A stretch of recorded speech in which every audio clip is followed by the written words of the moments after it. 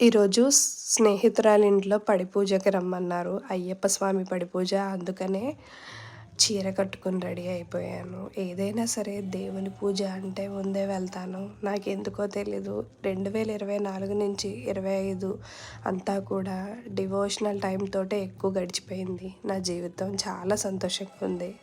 ఏదైనా సరే రాసిపెట్టుంటేనే జరుగుతుందంటారు కదా! అది మటుకు నిజమే అని అనిపించింది. ఈరోజు నేను పూజ దగ్గరికెళ్ళేసరికి హారతి స్టార్ట్ అయిపోయింది. ఎంత భయమేసిందంటే చాలా లేట్ అయిపోయిందని హడావిడి పడుతూ వచ్చాను. కరెక్ట్ టైంకి వెళ్ళాను. నేను వెళ్ళిన తర్వాతే హారతి అయింది. ఈరోజు ఈ కార్యక్రమం చేయించేది మా శ్రీవారే అనమాట. అందుకనే ఇంకా సంతోషంగా ఉంది.